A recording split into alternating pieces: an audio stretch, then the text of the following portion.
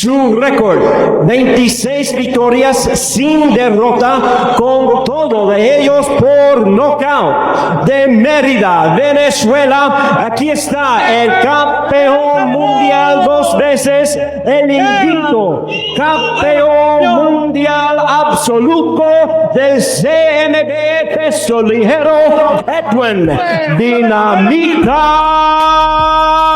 Valero. 27 peleas, 27 victorias, 27 knockouts, invicto, campeón mundial en 2 divisiones. Ningún rival logró vencerlo ni llegar a la decisión. Cada combate terminaba antes de que el público pudiera sentarse. Cada pelea era un caos controlado donde él siempre salía caminando y su rival en camilla. Edwin Valero no necesitó décadas para hacerse leyenda. Le bastaron pocos años y una secuencia de knockouts que nadie en la historia del boxeo profesional ha repetido jamás. Desde su debut profesional en 2002 hasta su última pelea en 2010, no hubo un solo oponente que pudiera resistir su presión, su velocidad y sobre todo su potencia. Porque Valero no era técnico ni elegante, era destructivo, directo, brutal. Peleaba como si cada round fuera el último, y casi siempre lo era. Su nombre se convirtió en sinónimo de peligro y su récord en una advertencia para cualquiera que se atreviera a subir al ring con él. Nació el 3 de diciembre de 1981 en El Vigía, Venezuela, en un entorno de pobreza total.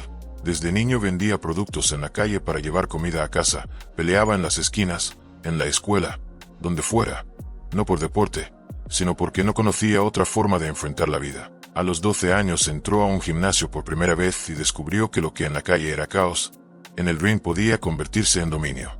Como amateur logró 86 victorias y solo 6 derrotas, fue campeón nacional durante 3 años consecutivos, campeón sudamericano, centroamericano y desde el inicio dejó claro que no era como los demás, no boxeaba para ganar puntos, boxeaba para terminar peleas. Sus sparrings salían del gimnasio con cortes y mareos, y quienes lo entrenaban no podían creer que alguien tan delgado pegara con tanta violencia. En 2001, cuando estaba por debutar como profesional, sufrió un accidente de moto que casi le cuesta la vida. Iba sin casco, se fracturó el cráneo y desarrolló un coágulo cerebral. Fue operado de urgencia y los médicos le advirtieron que no podía volver a boxear, que un solo golpe mal dado podía matarlo en segundos, pero ignoró todo. No se retiró, ni siquiera frenó su preparación. Un año después volvió y debutó. Fue el 2 de julio de 2002 en Caracas, Venezuela, contra Eduardo Hernández. Le bastaron 2 minutos para noquearlo, y esa fue la primera señal de que algo distinto estaba pasando, porque los rivales siguientes cayeron igual, uno tras otro, todos en el primer asalto. Para fin de ese año ya tenía 5 victorias, 5 KO en el primer round, sin recibir daño, sin mostrar debilidad, sin sudar.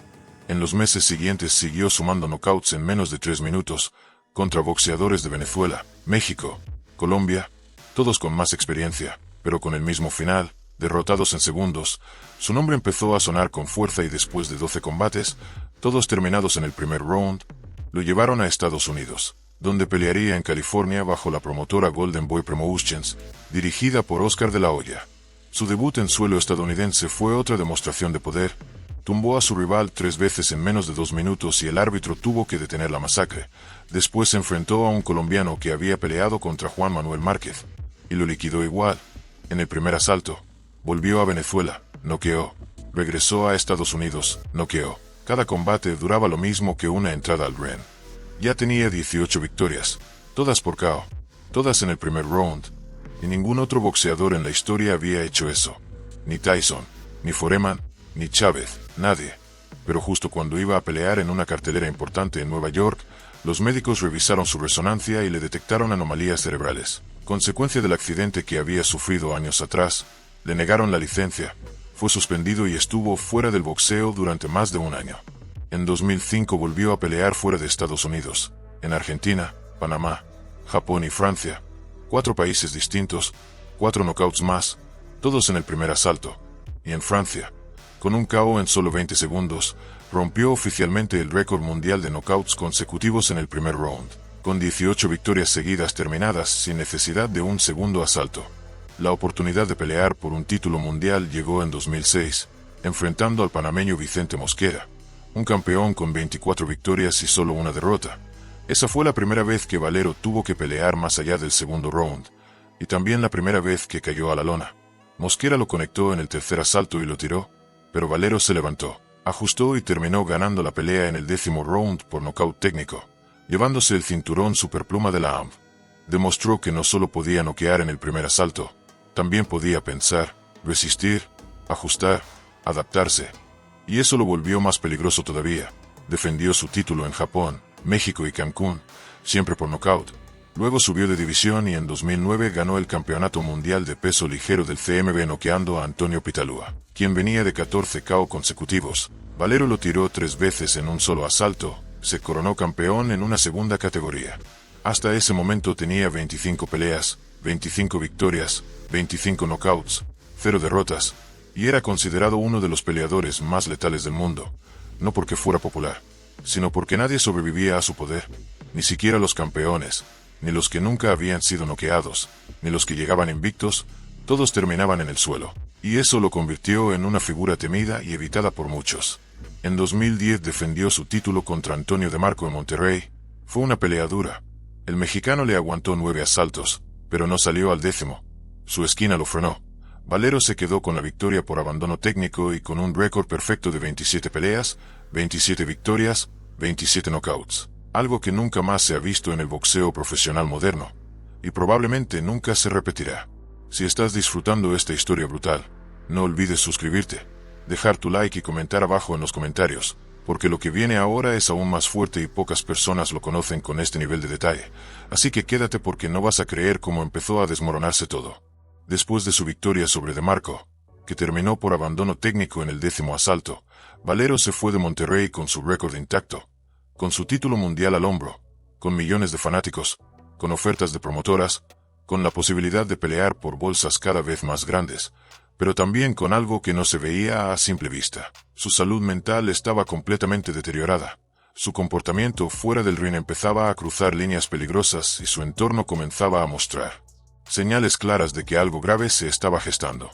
Empezaron a surgir conflictos familiares cada vez más intensos, episodios de violencia verbal, discusiones frecuentes con su madre, con su hermana, con su esposa, y al mismo tiempo, empezó a consumir alcohol con más frecuencia, a presentarse en lugares públicos en mal estado, a actuar de manera errática, impulsiva, paranoica, convencido de que había gente espiándolo, siguiéndolo, queriendo hacerle daño. Y aunque muchos lo tomaban como simples excentricidades de una estrella con presión, la realidad era mucho más oscura. Pocas semanas después de su pelea con De Marco, su esposa fue ingresada en un hospital con múltiples hematomas y lesiones.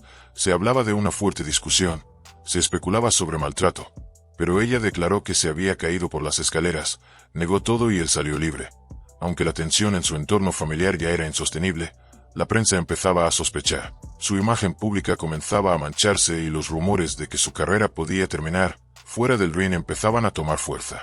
Lo enviaron a rehabilitación psiquiátrica, supuestamente para tratar problemas de conducta, agresividad e impulsividad, pero no duró ni un mes internado, y volvió a casa sin haber completado el tratamiento, como si nada hubiera pasado, como si estuviera listo para volver al gimnasio, como si todo estuviera bajo control, aunque claramente no lo estaba, porque su estado mental seguía deteriorándose y su comportamiento se volvía cada vez más impredecible, más peligroso.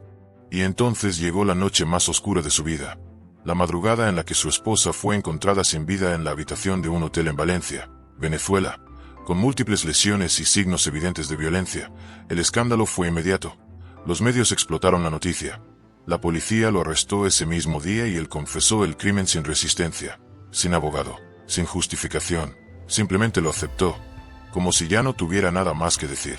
Fue trasladado a los calabozos de una comisaría local y al día siguiente, por la mañana, fue encontrado sin vida dentro de su celda, colgado con su propia ropa, sin dejar carta, sin explicación, sin despedida, cerrando de la forma más brutal y definitiva una historia que parecía no tener límite ni freno. Una historia de talento descomunal y destrucción interna que terminó con 2 vidas apagadas en menos de 24 horas. Edwin Valero murió con 28 años, siendo campeón mundial, con un récord perfecto que nadie ha igualado. 27 peleas, 27 victorias, 27 knockouts, sin una sola derrota, sin una sola decisión, sin que nadie lograra sobrevivirle en el ring, pero destruido por dentro, sin herramientas para manejar su mente, su entorno, su historia personal, ni la presión de todo lo que estaba logrando. Su caída fue rápida, violenta y definitiva. Dejó una marca imborrable en el boxeo, no solo por sus logros deportivos, sino por el contraste entre lo que fue capaz de hacer en el ring y lo que fue incapaz de controlar fuera de él. Y su historia hoy se estudia como uno de los ejemplos más extremos de cómo el talento no es suficiente cuando no hay salud mental, estabilidad emocional ni estructura de apoyo real. Después de su muerte, muchos entrenadores, rivales y compañeros de campamento empezaron a hablar. Algunos revelaron que ya veían actitudes extrañas en los entrenamientos, comportamientos agresivos incluso con sus propios sparrings, obsesiones con el control, cambios de humor repentinos, gritos en los vestidores y una mirada perdida que nadie sabía interpretar, pero que hoy cobra sentido cuando se repasa toda su trayectoria con perspectiva. Uno de sus sparrings más conocidos, Mickey García, campeón en 4 divisiones, declaró que Valero era el tipo que más fuerte le había pegado en toda su vida, tanto en entrenamientos como en peleas reales, y que su potencia era irreal, casi como si tuviera piedras en los guantes. También Oscar de la Hoya, que lo tuvo en su campamento como sparring antes de enfrentar a Pacquiao, dijo públicamente que Valero pegaba más fuerte que Manny, y que incluso lo había dejado marcado en el rostro tras varios intercambios.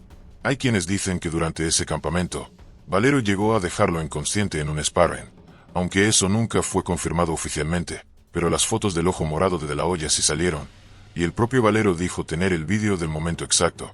Aunque ese material nunca se publicó, sea cierto o no, lo que está claro es que hasta los más grandes lo respetaban e incluso le temían. En cada entrenamiento, Valero entrenaba como si fuera a pelear esa misma noche.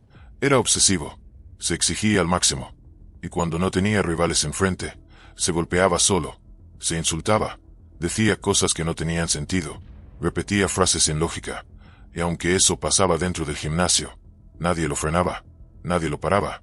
Todos estaban enfocados en su récord, en su potencia, en el dinero que generaba, y nadie se detuvo a preguntarse qué estaba pasando con su cabeza. Su caso hoy sigue siendo único, porque nadie ha vuelto a lograr un récord similar. Nadie ha sido campeón mundial en 2 divisiones, con 27 victorias por nocaut y ninguna derrota, sin una sola decisión de los jueces, sin una sola pelea pareja, sin una sola duda sobre su dominio dentro del ring, y eso lo convierte en una figura tan fascinante como perturbadora. Lo que pasó fuera del ring no borra lo que hizo dentro, pero sí deja claro que el boxeo es más que potencia y resultados, que la salud mental no es opcional, y que cuando todo alrededor está roto, el éxito deportivo no alcanza para sostener la vida real. Tras la muerte de Valero, su récord quedó escrito en los libros del boxeo como uno de los más impactantes de la historia moderna, con un total de 27 combates ganados, todos ellos por la vía del knockout, y ninguno de sus rivales logró llevarlo hasta una decisión de jueces, lo cual representa una marca que ningún otro campeón mundial ha igualado hasta hoy, ni siquiera figuras con mayor exposición mediática o trayectoria más extensa. Durante su carrera profesional, Valero logró consagrarse campeón mundial en 2 divisiones, primero en el peso superpluma de la Asociación Mundial de Boxeo, AM, y luego en el peso ligero del Consejo Mundial de Boxeo, CMB, ambas veces con knockouts categóricos que no dejaron lugar a dudas, y en combates realizados fuera de su país, consolidando su reputación como peleador capaz de dominar fuera de casa, sin importar la presión del público ni el prestigio de sus rivales. Su estilo de pelea fue siempre el mismo desde el inicio: ofensiva directa, presión constante, volumen alto de golpes desde los primeros segundos, uso de ambos puños con potencia similar, y poca dependencia de esquemas defensivos tradicionales, confiando plenamente en su capacidad de terminar las peleas antes de recibir daño serio, lo que quedó demostrado por la corta duración de la mayoría de sus enfrentamientos. La mayoría de sus combates terminaron en el primer asalto, lo cual no solo construyó su fama rápidamente, sino que también limitó su exposición a castigos prolongados, algo que le permitió mantener una apariencia física intacta durante gran parte de su carrera, con poca acumulación de daños visibles, a pesar del estilo agresivo que utilizaba en cada pelea. Fuera del cuadrilátero, Valero tuvo apariciones en medios de comunicación tanto dentro como fuera de Venezuela, fue entrevistado por cadenas internacionales de boxeo, participó en conferencias de prensa, firmó contratos con promotoras importantes como Golden Boy Promotions, e incluso formó parte de campamentos de entrenamiento con figuras reconocidas del boxeo mundial, tanto como compañero de preparación como sparring. Entre los combates que más expectativa generaron durante su carrera se encuentra la posibilidad de una pelea contra Manny Pacquiao, que en ese momento también era campeón mundial y considerado uno de los mejores libra por libra del mundo, existiendo rumores constantes sobre una eventual negociación entre ambos equipos. aunque la pelea nunca llegó a concretarse debido a problemas legales, restricciones médicas y decisiones estratégicas por parte de las promotoras. Valero fue parte del campamento de entrenamiento de Oscar de la Hoya en 2008, previo a su enfrentamiento contra Pacquiao, en calidad de sparring, y según registros de aquel campamento, sus sesiones de entrenamiento llamaron la atención por la intensidad con la que trabajaba, y por la fuerza de sus golpes, lo cual fue confirmado públicamente tanto por De la Hoya como por miembros de su equipo técnico durante declaraciones en medios especializados. Durante su carrera profesional, también fue sparring de varios campeones latinoamericanos, incluyendo a Mickey García, con quien compartió campamentos en los primeros años de sus carreras, siendo este uno de los pocos púgiles que declaró públicamente que Valero era el peleador que más fuerte le había golpeado, incluso dentro de sesiones de entrenamiento protegidas. Su forma de entrenar era exigente y obsesiva. Mantenía una rutina constante que combinaba potencia física con resistencia, trabajaba con sacos pesados, sesiones de sparring intensas y ejercicios de velocidad, además de rutinas específicas para fortalecer su zona media y mejorar el equilibrio, algo que se notaba en su capacidad para lanzar combinaciones rápidas sin perder estabilidad. En cuanto a sus condiciones físicas, Valero medía aproximadamente 1,68 metros y peleaba en las categorías de 58 a 61 kilogramos, lo cual le daba ventaja en movilidad, además de permitirle mantenerse dentro del límite de peso sin grandes sacrificios extremos, lo que le otorgaba energía completa al momento de entrar al ring. Un detalle importante en su capacidad para iniciar las peleas con máxima intensidad desde el primer segundo. A lo largo de su carrera, acumuló knockouts ante rivales de distintas nacionalidades, incluyendo oponentes de Venezuela, México, Colombia, Argentina, Japón, Panamá y Estados Unidos, demostrando una versatilidad geográfica poco común en boxeadores que tienen restricciones médicas o legales, ya que Valero debió construir gran parte de su camino fuera de los circuitos habituales debido a la suspensión que sufrió durante sus primeros años. Su primera suspensión médica llegó en 2004, cuando intentó pelear en Nueva York y fue sometido a una resonancia magnética obligatoria para recibir licencia en ese estado, en la cual se detectaron anomalías cerebrales relacionadas con su accidente de moto en 2001, lo que motivó a las autoridades a negar su participación y emitir una suspensión médica que limitó su carrera por casi 2 años. Tras cumplir con esa restricción, su carrera se reactivó en Latinoamérica y Asia, donde las normativas médicas eran distintas y permitían su participación bajo exámenes médicos locales, lo que facilitó que su carrera siguiera avanzando hasta alcanzar títulos mundiales y reconocimiento internacional, a pesar de no tener presencia constante en Estados Unidos, que es el principal mercado del boxeo profesional. En Japón, Valero realizó varias de sus defensas de título más conocidas, incluyendo enfrentamientos contra Nobuito Onmo y Takehiro Shimada, ambos púgiles locales con récords sólidos que cayeron por nocaut técnico en combates de alta visibilidad, transmitidos por televisión japonesa, y que ayudaron a consolidar su imagen como campeón invicto con poder de nocaut real, incluso contra rivales experimentados. Su victoria sobre Antonio Pitalúa en 2009, en Austin, Texas, marcó su regreso oficial al boxeo en territorio estadounidense después de 6 años sin licencia en ese país, y representó un momento clave en su carrera, ya que obtuvo el título mundial del Consejo Mundial de Boxeo en la categoría ligero, tras una actuación dominante en la que envió a su rival a la lona en 3 ocasiones durante un mismo asalto, lo que obligó al árbitro a detener la pelea. Después de esa pelea, la expectativa sobre una futura unificación de títulos contra Manny Pacquiao volvió a sonar con fuerza en los medios, aunque nuevamente se vio frustrada por decisiones promocionales, eventos paralelos y la creciente inestabilidad de Valero fuera del ring, que comenzaba a atraer más atención que sus logros deportivos.